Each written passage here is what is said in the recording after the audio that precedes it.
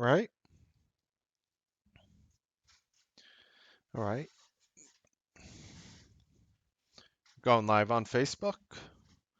Should be already live on YouTube. I'm going to go over some earnings. And by some, I mean Google. We're good. All right.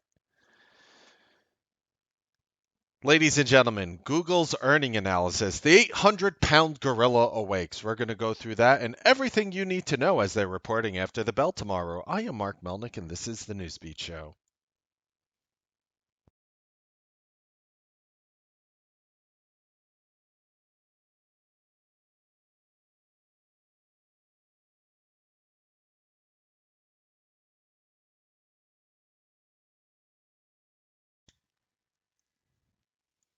Good evening, ladies and gentlemen. Welcome to the Newsbeat Show. I have so many great things to discuss with you today. And we're going to go over Google. We're going to go over some very interesting things. I was showing you guys a really cool trick, if you will, that was working last week in the earnings names. We did it on the Newsbeat Live Evolutionary Gathering, basically showing you the statistical frequencies of pivot points in the major earnings names. And it's definitely going to be interesting with Google reporting and a lot more names this week. But before we share all that with you, we also have new algo levels on oil and gold. So if you trade oil and gold, you're also going to get algo levels like that 5 times a week as well. But before we go through that, by watching this video, you are already agreeing to hold me, Mark Melnick, and T3 Live harmless and not responsible for anything that you might hear, see, think you saw, think you heard on this video even. If you do not agree to that, you must exit this video immediately. And by continuing to watch, you are signing up and you are agreeing to that clause. Thank you so much for doing it. Okay, so with that, since you did agree to, such a hard thing, to hold me harmless and unliable for everything I show you here. Now we're going to go right into Google and we're going to talk a little bit about the earnings. Now Google is reporting after the bell tomorrow. The stock has really enjoyed a rally off those December lows like many names did. Stock bottomed out at $977.66 if you will on December 24th. Now trading at $1,277. That's 300 points higher. So quite phenomenal to get a move like that in Google here. And I also going to talk about Amazon as well because they just reported and it looks phenomenal. And I know every time it looks so amazing, just magical things happen with the names. But as promised, let's go into Google first. So I'm going to take you back. It was a cold day. It was, unless you lived in Florida or South California, it was February 4th of earlier this year. It was February 4th of earlier this year, and Google went ahead and reported. And we're going to talk about what happened on that report and show you really how the stock moved since then. But we're going to start off. They reported February 4th after hours. They literally opened up 11 points lower and then rallied and then fell and then rallied, obviously, as you could see. $12.77. That's ahead of the $10.86 consensus. Blew it away. 39.28 billion. That's ahead of the consensus of 38.98 billion. 23% year over year revenue to $136.8 billion. Just really, the numbers make it almost magical, and you could see how Google has become, a FANG name. And the interesting thing about this Google to me is, believe it or not, is the market capitalization. It's an $885 billion company. Now, why is that interesting? Because Microsoft actually was over $1 trillion last week, but now just settled at 996.5 billion. Apple trading underneath Microsoft's market cap, $963 billion, and Google, of course, being the third largest market cap name in the market, trading at 885 billion. So it's interesting as these companies flirt with $1 trillion. We saw Apple do it, earlier last year, or when the stock rallied back in October to $233.47 cents. It was well over $1 trillion. You saw Microsoft actually go well over $1 trillion when it was breaking $131.37 on Thursday, and then it digested down a little. And now you have Google at $885 billion. It's kind of funny because I don't really consider Google making products. Now, I know what you're going to say. I know what you're going to say. Just like I don't consider Amazon making products. They make Alexa, Mark, or Google makes the Google Home or whatever their devices. That's not really how Google makes their money, and that's not Alexa is not really how Amazon makes their money. It's almost like a funneled portal into their money. The only one with a true product, I feel, is Apple. And by true product, I mean products that people are aware of, products that people know. Um, People are more likely to associate Google with a search engine, and people are more likely to associate Amazon with the brown boxes they send you in the mail, despite Amazon's number one business, of course, being Amazon Web Services and web hosting, which very few people know about, which is the vast majority of their business. The little brown box business they do is actually a smaller fraction of their business. Most people didn't know they did anything else but that. The average person, of course. But looking at Google, this company just has a way of destroying earnings. And what really made it interesting for me, believe it or not, was Microsoft Bing. And I know all you guys, none of you guys like to use, Google.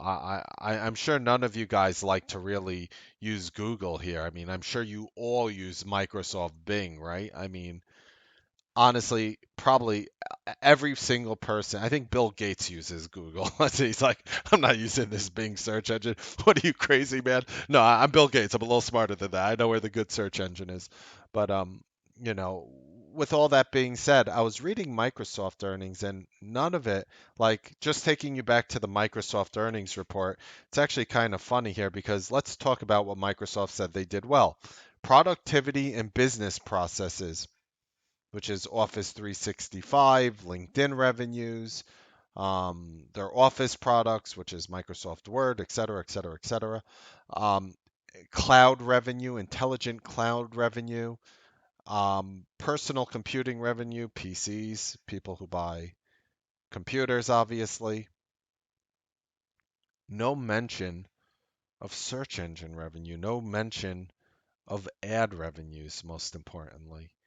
So when I hear that Microsoft in their positive earnings report has nothing to say about, positive ad revenue, it stops and it makes me think the obvious. Nobody gives a you know what about Microsoft Bing. It's so funny how Netflix, I find it hilarious how Netflix offers a streaming service and Google starts competing with them. They own YouTube and YouTube Red. Watch the new Karate Kid on paid for YouTube Red. It is amazing with the YouTube Red. I love the movie. It's very nostalgic. Google competes with them. Hulu competes with them. Amazon Prime competes with them. Apple is going to have Apple TV and compete with Netflix. You want to know how many people compete with Google? No one. No one competes with Google well. But Mark, there's Microsoft Bing. hmm hmm Nobody cares about any other browser but Google. Let's just be honest. And by nobody, obviously there are people who use other browsers out there. But when it comes to a dominating monopoly that has been relatively unpenetrated by any other major company out there, it's Google's search engine. I hate to break it to you. When I turn on my browsers, it opens up Google like right away. Like most people, like I'm 99.9% sure google.com is the most popular set homepage on every browser out there. Heck, even you want to join the Newsbeat live room, it works best on Google Chrome. I mean, web browsers, there is a little competition for.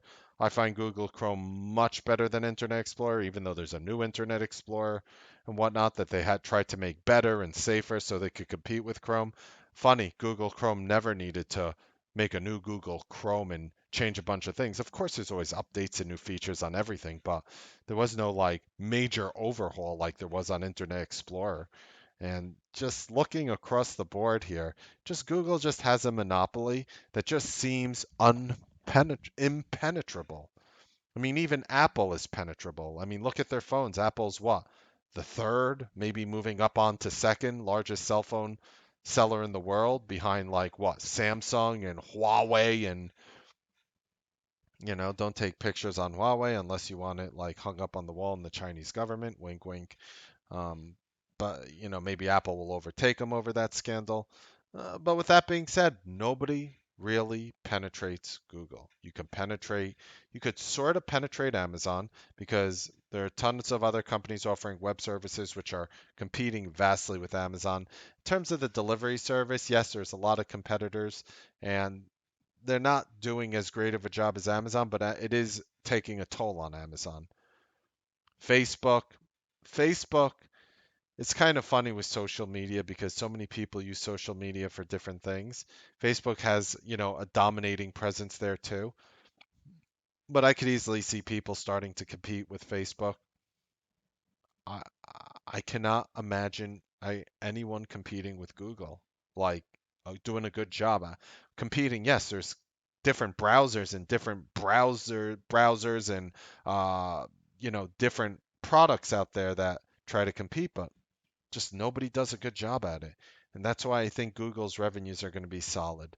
That's why you're going to probably destroy analyst expectations now.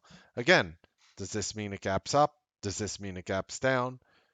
Who knows? I mean, we're in a very weird environment, and if you're watching the evolutionary gathering, whether it gaps up or down, you're going to find a very logical place to go long or short Google tomorrow based on the Newsbeat Live evolutionary gathering that we showed you. I don't think it was too long of a gathering today. The Newsbeat Live evolutionary gathering was 36 minutes, and already, people are commenting how amazing it was because they're looking to do that strategy this week with earnings names.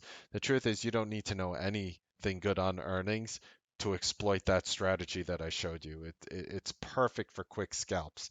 And so my ultimate opinion on Google, I am bullish on Google.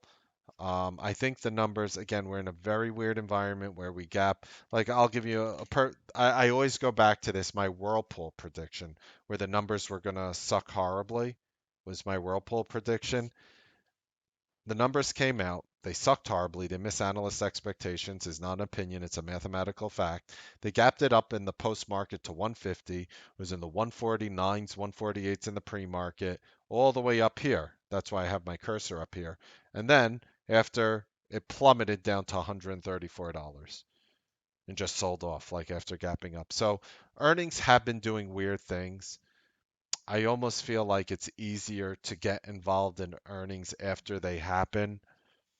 I feel like a lot of people who try to read earnings in this season right now are struggling and having a very hard time. I've been reducing, a lot of my tier size on the pre-earnings plays. I was trying some pre-earnings plays. I didn't have much success with it.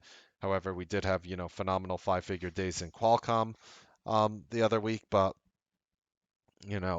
overall, when you hear, I'll just put it this way, when you hear anyone, myself included, who's talking, for example, about any product out there, any strategy out there, the conviction's lowered. Like I'll even pull up like I'll even like prove it on my forex strategy. So I'm managing little bit of a sizable Forex account here. And I share my Forex trades with the room every day. I haven't been showing them here on the Newsbeat show recently. And here's a trade we got filled on. But if you remember, I used to do 4 US standard lots. In this environment, it's kind of a little weird, so I reduced it to 2. The reason why is the hit rate has gone down. The hit rate has gone down, and I'd rather try longer trades. So these are weekly trades. I use weekly bars to do these trades now, and we're currently in a Great Britain pound New Zealand dollar. We shorted it at we bought it at 1.93549. I just want to show you, even though it's currency, the same mechanics apply to the market. Um, as soon as this chart decides to magically appear, here we go. So right over here, you could see the currency bottom last week at 1.93538. Just to show you again, here's the low of Great Britain pound New Zealand dollar, 1.93538, and we bought it at 1.93549. I kid you not. We just literally nailed the bottom. It's a new strategy I use on the weekly charts. I'm using algorithmic trend lines, which is why we were able to just nail the dead low right here as it pulled in. And I've been reducing size. Anytime somebody reduces size, conviction is lower. So when you hear somebody saying anything like, well, I could have done, $100,000 trades on this, but now I'm reducing it to 25,000. There's only one reason why they did that is because the trader has suffered losses. There's no other reason. So I reduced my Forex because, for example, my Forex went to, 750,000 in profits down to like 500,000 in profits. And it's kind of almost eye-opening to watch, $250,000 dissipate. I'm serious. But one would look overall and say, well, you're up still a lot of money. But yes, that is true. But you must be intelligent with your money at all times. You can't do stupid fecal matter with it, and you can't do stupid things with your money and continue to keep slamming in. So conviction level is based on dollar amount. And anyone who tells you otherwise, anyone who makes any excuses to why they're lowering their dollars, like, or whatever, and they tell you whatever, it's all full of you know what. Conviction should always be linked to size. This is why I do this. Um, as soon as I find it, I basically show I basically show what my size based on my ratings per trade. So my earnings names, all my earnings names are like a 1 out of 10, which means I'm only throwing $1,000 to $3,000 worth of options, or 100 to 1,000 shares worth of stock. So when we actually had a 7.5 in Qualcomm, I was going 10 to $50,000 on the higher end, obviously, and I crushed it. I hit a home run, and it's because you have conviction. So I don't mind losing, here and there and here and there and here and there. But when you have a higher conviction idea, you have to throw the money at it, and that's one of the hardest things you'll ever learn as a trader is when to actually throw conviction behind an idea. Speaking of which, we're going to be offering members free swing trading. We're not going to make it another service. We're making it fully inclusive in the Newsbeat service, and I'm very excited to start performing on it. And again, the reason why I'm trying something new is because what has been happening before on the swing side for me has not been working.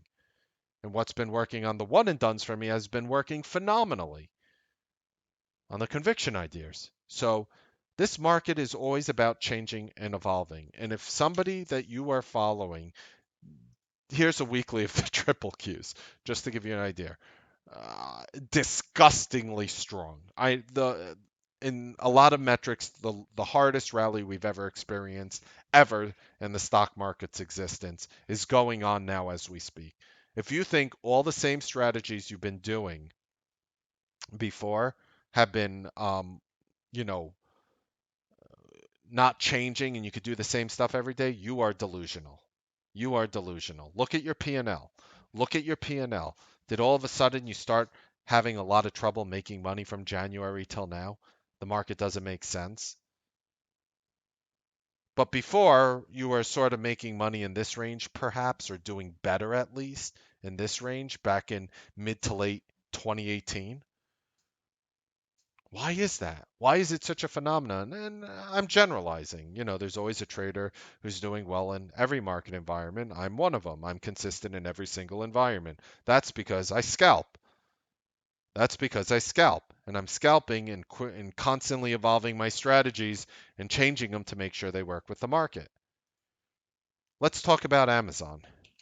Then I'm going to show you the algo levels, which are some can be some of the most phenomenal things when you're calling the bottom of the largest names in the market. Okay, with that being said, with that being said, no, did anybody notice you had a bullish engulfing bar in Amazon on earnings day?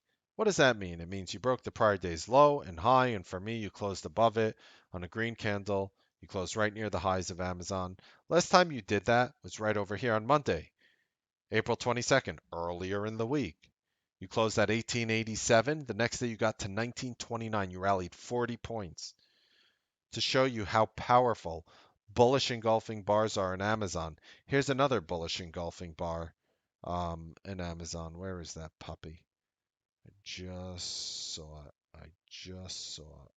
Right over here is a bullish engulfing bar on Amazon on February 27th. Look, you close at 1641. A few days later, you're at 1709.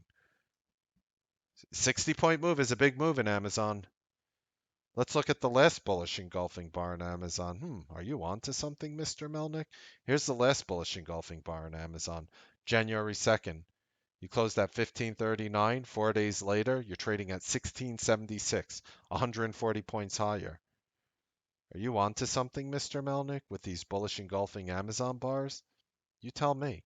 I'm just looking at what happened in the past. Here's the time before that. I'm not cherry picking. I'm showing you every bullish engulfing bar. September 11th, 2018. You closed at 1987. 2 days later, you got to $2,008. This is the weakest of it. This is the weakest of the rallies that I've shown you so far in a bullish engulfing Amazon bar. Let's look at the prior bullish engulfing bar in Amazon. Right over here. And you closed at 1843, got to 1858 the next day, and then sold off. These things have been, and here's the bullish engulfing bar before it on June 19th it worked. Here's the bullish engulfing bar before it on May 23rd. One of them worked a little, but not so well, and the others worked phenomenally. So when you see these bullish engulfing bars on Amazon, you have to say something is up. Not only that, this bullish engulfing bar leaned right into the exponential 8 moving average. The earnings on Amazon were phenomenal. They were phenomenal. I was expecting them not to be so great, but the news on the 1 day shipping to me is a game changer. 1 day shipping to me is 20 times better than 2 day shipping, not even twice as good, because you're going to have the laziest of the laziest Americans out there who are going to be sitting on their behinds. I'll give you an example. Wait right here. So, you know, I always buy I bought a new headset here to replace this one. I always replace them, every so often, whatever, because I use them a lot, not because this is broken, but I always replace them. I literally had to drive 5 minutes, 6 minutes maybe to Best Buy from my house. 5, 6 minutes to Best Buy. I walked through the store. It took me maybe 5, 6 minutes to walk all the way through the huge warehouse to get it. 5, 6 minutes to walk all the way back to drop it off, ring it up, scan through, left. 5, 6 minutes to get back home. Took me about half an hour to go to Best Buy, buy the headset, and return home. About 30 minutes later, I was home. Of course, when you're in Best Buy, you get stuck looking at things here and there. You're not just on like a one-track mission as well. With Amazon 1 day shipping, I might not do that anymore. I might just go, click, okay, done, taken care of. I have 30 extra minutes of life. Do not underestimate the power of what Amazon just did. How about levels in Amazon? Levels you should be watching. It is not a coincidence that I give you the bullish trigger of $1,956 for tomorrow. I would keep an eye on that level. Let me show you why I'm keeping an eye on 1956 here. 1956 denotes the October 4th high, and a break of that level gets you 1989.70. So I would not be surprised to see Amazon reclaim its $2,000 level. All-time high, 2050.50, $2,050.50. You're not that far away. I mean, you're 100 points away, which is not the biggest deal in the world with Amazon. And with a bullish engulfing bar coming up towards that, all-time high, it's it's quite the vision. It's quite the vision. Now, right now, the futures, I don't really consider them much. They're down extremely slightly. That could change by the morning, but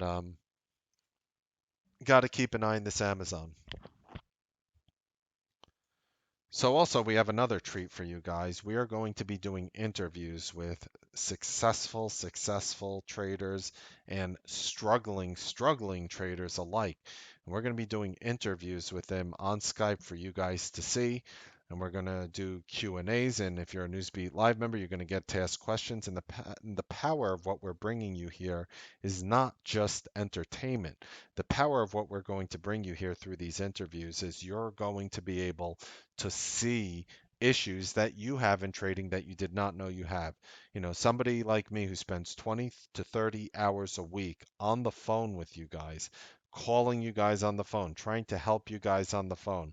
Somebody who spends 20 to 30 hours a week actually doing it, somebody who it's unique. No other service out there offers what we do for our members in the Newsbeat Live Room. I'm very proud to say so. And it takes a lot of time, you know, as they say, sweat, blood, and tears. But honestly, there's no sweat, there's no blood, there's no tears. It's just tons and tons of hours of time. And that's the Newsbeat edge that we really try to treat you like a family member. It's funny. I watch Olive Garden. It's like when you're here, you're family. They say like on the commercial, they have the new Olive Garden commercial. And for those who don't know me, I could probably eat more than anyone you know. I mean, really, I know you know that one person who could eat a lot, who's 5 times my size, but believe me, like I've put those people down before. So I'm looking at an Olive Garden commercial. I'm sitting there salivating. And then they're like, when you're here, you're family, they say. And I stopped there and I'm like, you know, I've been to an Olive Garden before. I sure did not feel like family. They were trying to load me with more breadsticks than I knew what to do with. But like, I didn't feel like family. But I really like to feel and think, and a lot of members agree with me upon this, that when you're a Newsbeat Live member, um, we do go out of our way to make you feel like family. So that is a very big deal for me and for the room. And by actually watching these live trader interviews on Skype, you're going to realize flaws in your game, whether you're profitable, whether you're in the middle, whether you're losing money. You're going to notice things that you can improve on, and I think it's going to be a very dynamic thing that is really going to bring everybody's trading to that next level. And of course, it's just things like that. Oh, you wanted the algo levels. Don't want to forget. Hey, what happened here? Hey, that's not cool. Wait, hold on. Hold on.